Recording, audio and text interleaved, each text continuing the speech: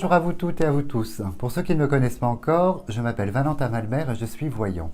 Avant de commencer ma nouvelle vidéo, je souhaitais vous remercier d'avoir participé à mon premier live. Effectivement, c'était le grand baptême du feu, pour moi, premier live, et tous les commentaires que j'ai pu avoir en retour sont plus que positifs, notamment sur les questions auxquelles j'ai pu répondre, où j'ai vu juste... pour tout le monde en fait. Et je tiens évidemment à m'excuser auprès des personnes pour lesquelles j'ai pas pu évidemment répondre aux questions.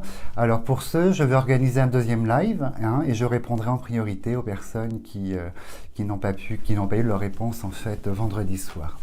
Donc ma nouvelle session aujourd'hui concerne un sujet important que moi je trouve important, ça concerne l'association Génération Identitaire. Je vais vous dire pourquoi tout de suite. Bon là, on est dans une dynamique où l'État va essayer de prononcer une dissolution de ce mouvement, qui appartient à la branche d'extrême droite. Mais je vais vous en parler puisque moi j'ai d'autres informations qui me sont transmises et qui tendent à montrer qu'effectivement nous sommes dans un mouvement qui se met en place, pas que sur Génération Identitaire, mais c'est un courant qui va prendre beaucoup d'ampleur avec d'autres groupuscules dans un premier temps qui vont se mettre en place, et nous allons passer sur un chemin en fait où on va dire que c'est une seconde branche du RN. Je le considère comme ça. C'est un nouveau mouvement en fait en parallèle du Rassemblement national qui se met en place, et ce que je ressens dans l'avenir pour cette année, l'année prochaine, ce sont des mouvements qui vont prendre beaucoup d'ampleur. Donc ça c'est mon premier sujet. Et mon deuxième sujet, on va parler de André de Bias, qui essaye de s'imposer, de se revendiquer comme étant le grand monarque que beaucoup de prophéties ont annoncé, dont notamment une connexion avec la Bible. Et puis donc j'ai vu son interview que un internaute m'a envoyé et que je remercie, qui s'appelle Lulu le Nantais. Donc je remercie, j'ai regardé avec beaucoup d'attention. Donc ça va mériter une vidéo à part, mais je vais amorcer le sujet quand même on fera une coupe sur André de Bias. Donc pour l'instant, je me lance sur Génération Identitaire et voir de façon générale que ce groupe, les conséquences que vont engendrer en fait la création de ce mouvement. Parce que pour moi, il y a autre chose derrière de très important. Et comment dirais-je qu'il faudra compter sur ces mouvements-là à l'avenir, dans l'avenir politique et dans le paysage français, au niveau associatif. Donc je me concentre et je pense à ces groupuscules. Alors la coupe, le retard, le bonheur, donc je ne me prononce pas pour l'instant. Alors, hop, j'essaye de placer mes cartes, on se lance. 3, 4, 5. Hop, je serre un peu le jeu. Ça c'est la partie pas rigolote. Voilà, donc on se lance. Donc, ce que je peux vous dire déjà, c'est que cet été, printemps-été, ce groupuscule, cette association va beaucoup faire parler d'elle, en fait.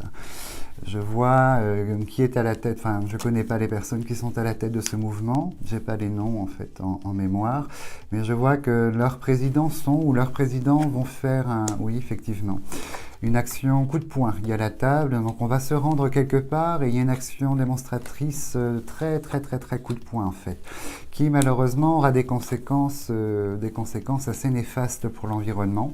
Ce sera très mal perçu, j'ai le despotisme et j'ai la maladie qui sort. Donc je pense... Ah, effectivement. Donc voilà, en seconde lecture, on a le président ici, ou probablement le ministre de la Justice, vous voyez, l'association qui sort sous l'égide de l'Union avec le procès, donc la rupture. Et visiblement, il sera tenté de dissoudre cette association, mais ça va prendre un temps assez considérable. Ça se fait en 2 voire 3 temps. Et visiblement, pour cet été, s'il y a une dissolution, j'ai quand même le sentiment qu'il y aura une nouvelle création. Il y aura une nouvelle création ce sera un autre nom, ce sera sous une autre égide ou une autre appellation, mais on va vers quelque chose de, s'il y a des solutions, dissolution, pardon, qui est annoncée ici avec le président et Premier ministre, qui se fait en 2 temps, si elle se fait, il y aura quand même, il y a une suite. Donc c'est reculer pour mieux sauter. Dissoudre ce groupe, ça n'empêche absolument pas les idées ou le but même de ce groupe de se reformer. Et il y aura une reformation s'il y a dissolution. Visiblement, il y a quand même un procès, ça passe au tribunal, il se passe des choses, mais c'est comme si la justice, elle observait un long silence avant de rendre une décision. Et il y aurait, après cette décision, je pense qu'il y aurait un recours. Voilà ce que je perçois et ce que j'entends en fait. Après, si je ne me trompe pas, il y a naissance de quelque chose sur ce plan crépuscule. En fait, il y a une naissance avec toujours dans cet esprit de souveraineté française, hein, c'est ce que j'entends, et dans cet esprit de défense des droits du français. Donc, vous voyez ici, deuxième convocation au tribunal, j'ai l'avocat, j'ai la table du tribunal, on discute. Hop. Et vous voyez, il y a comme si, je ne sais pas si c'est un homme qui est à la tête de ce parti, de ce mouvement, en fait, c'est comme si, vous voyez, j'ai le trafic à côté, j'ai la fidélité et la corde qui indiquent qu'on garde toujours la même ligne de conduite par rapport à l'idée principale de génération identitaire, on garde toujours cette ligne en fait de conduite, le responsable ou le président, il reste dans la même idée et je vois quand même avec le trafic, on est sur une forme de modification, de nouvelles modifications par rapport au parti en lui-même, par rapport à ce mouvement. Donc je pense qu'il y aura une ramification qui sera... Ah oui, effectivement. Oui, en fait, voilà, il y aura quand même une dissolution, à mon avis, qui sera prononcée. Pas tout de suite, puisque ça se fait en 2 étapes, hein, avec une forme d'appel, une forme voilà, on réfute la décision. Et tout de suite à côté, vous voyez, j'ai la longue vue qui nous indique que le président ici va recréer en fait ce même mouvement avec une autre appellation ou une branche dissidente en fait de ce mouvement. Ça, c'est évident. Ça soulève quand même dans l'entourage politique beaucoup d'interrogations sur la gauche, sur l'extrême gauche et tous les partis minoritaires en fait. Hein. Tous les partis minoritaires, identitaires minoritaires en fait. Hein. Hop. Effectivement. C'est la carte du destin qui sort, voilà, ici. On a ce président de génération identitaire qui est là, qui est, comment dirais-je, il y a une condamnation probablement avec du sursis, quelque chose comme ça. Si l'argent sort, c'est financier, condamnation financière, mais là, la prison qui indique quand même, il y a un casier judiciaire qui s'ouvre par rapport à ce procès, en fait. Ah, effectivement. Donc c'est comme si l'appellation, le nom était changé. Ça se reforme quand même. Donc je vois toujours ces responsables. Ils sont 2, un homme, une femme, visiblement, qui repartent dans cette dynamique avec la carte des oiseaux qui indique effectivement nouveau départ, donc nouvelle association. Donc, pour moi, il y aura quand même une dissolution qui se fera en 2 temps, avec une histoire d'appel, une condamnation et une reformation du mouvement sans aucun souci. Mais j'ai fait ce tirage parce que depuis quelques jours, on me répète la même chose. C'est que c'est un exemple. Hein. On me dit que ce phénomène-là devient exemple. Donc exemple pour différentes... ben voilà, c'est une condamnation essentiellement financière qui aura de l'amende hein, par rapport à ce crépuscule. Et on me dit que ça va servir d'exemple et c'est un point de départ pour la création de mouvements identitaires en fait, mais identitaires basés sur le nationalisme français. C'est ce que j'entends. Et vous voyez, cette branche-là va faire des petits. Et on va se retrouver dans une dynamique où vraiment la notion de séparatisme n'est pas que d'un côté, elle commence vraiment à s'installer en fait au sein de la société française. Séparation en fait, c'est le mot qui revient régulièrement dans ce que j'entends. Donc vous voyez, il y a des courants identitaires, on va revendiquer ses origines pour les origines étrangères et en face on revendique ses origines françaises. Mais ça commence à devenir, ça va commencer à prendre une dynamique en fait très très vindicative, avec une forme d'agressivité qui va vraiment aller crescendo. Et c'est ce que je pressentais, c'est ce que je redoutais en fait. Hein. C'est ce que je redoutais, c'est d'où mon tirage d'aujourd'hui. Et effectivement, dans ce que je perçois, l'État va lutter hein, contre ce type de naissance, d'associations, revendications d'identité, qui soient nationalistes ou françaises. Mais je vois que malheureusement, au niveau de la Cour, ils seront confrontés à un problème au niveau de la sphère juridique, puisque si une partie, un parti ou une association revendique en fait un courant minoritaire étranger, ça fait écho à un courant minoritaire français. Donc du coup, on va se retrouver avec une forme de... Parce que j'ai la maladie qui sort ici, j'ai les blocages, et j'ai surtout le combat, en fait, le combat des idées qui est là. Donc on va se retrouver avec un vide juridique, et à ce moment-là, vont s'engouffrer la naissance de groupuscules, en fait. Effectivement, donc on est sur une dynamique qui va être très très compliquée à gérer pour l'État dans ces prochaines semaines, enfin surtout cette année et l'année prochaine. Vraiment une dynamique très très compliquée en fait. Mais tout se passe sous la création d'associations. Vous voyez, on est dans les écrits, des textes de loi seront faits. Je vois M. Darmanin qui sort ici, dans l'incertitude et un peu dans un trouble, voilà, il ne sait pas que penser, comment agir, puisque le droit ne lui donne pas les moyens d'interférer vraiment concrètement et réellement par rapport à ces créations de groupuscules en fait identitaires. Et je vois M. Darmanin qui est là, qui va tenter de proposer prochainement au Sénat pas un texte, mais différents textes de loi concernant justement les revendications identitaires de toutes sortes que ce soit, de toute origine. Il sera confronté malheureusement à la partie adverse, un politique qui va nettement, la gauche en l'occurrence, qui va nettement s'opposer. Et ce sera une erreur de la part de ce parti en fait. Ce sera vraiment une très très grosse erreur. Parce que j'entends que ça va engendrer, j'ai les ennemis, la stérilité qui sort à côté, et ça va engendrer des quiproquos assez malsains, malheureusement. Hop. Donc, alors, je garde la couronne en dernier qui symbolise que toutes les créations identitaires vont affluer et commencer à prendre de plus en plus de proportions avec des regroupements.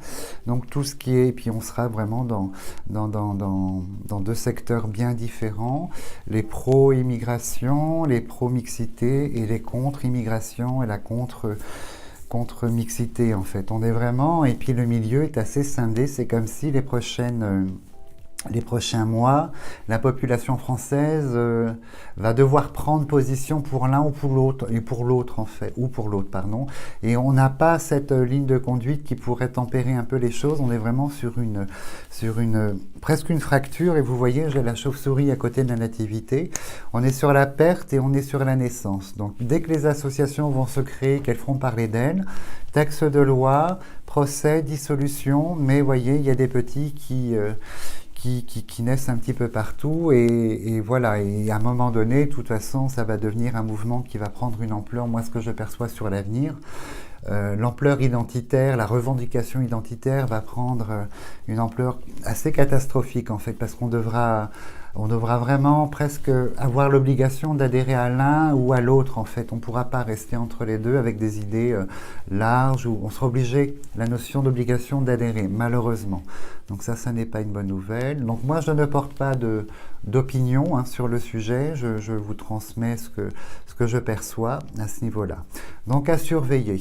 Et le deuxième thème que je vais aborder, donc qui revient beaucoup sur Internet, qui fait le buzz, on me l'a fait remarquer, c'est cette personne, André de Bias, qui raconte une histoire de vision, d'apparition, et puis on serait venu à lui, et puis des saints lui auraient parlé, le désignant comme étant le futur grand monarque français. Bon, moi je n'ai pas d'opinion, enfin si j'ai des opinions, mais je les garde pour moi. Je vais juste faire une coupe sur lui pour amorcer le sujet de la prochaine vidéo. Donc je vous mets l'eau à la bouche en fait. C'est un petit peu ça. Donc à voir, je vais rester objectif. Donc quand on écoute son interview, on adhère ou on n'adhère pas, mais je vais rester objectif par rapport à ça. Donc qui est André de Bias?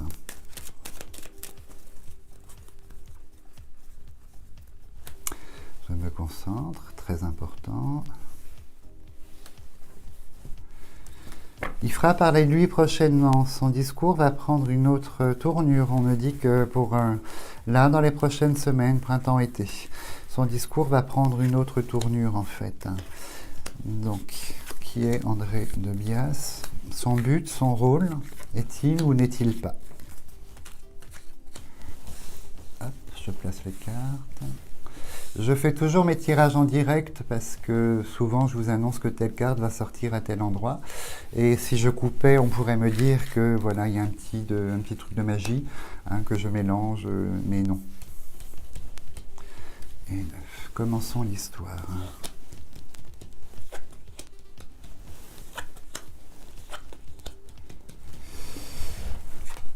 Alors, très étonnant. Très étonnant.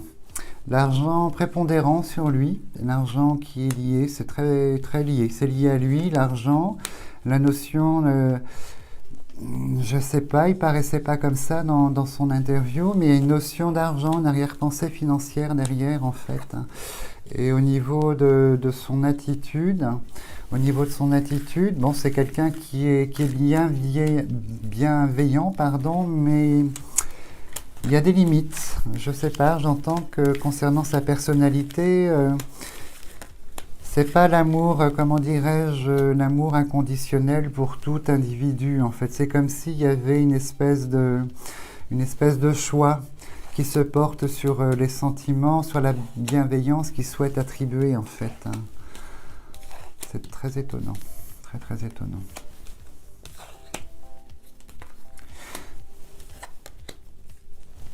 Alors,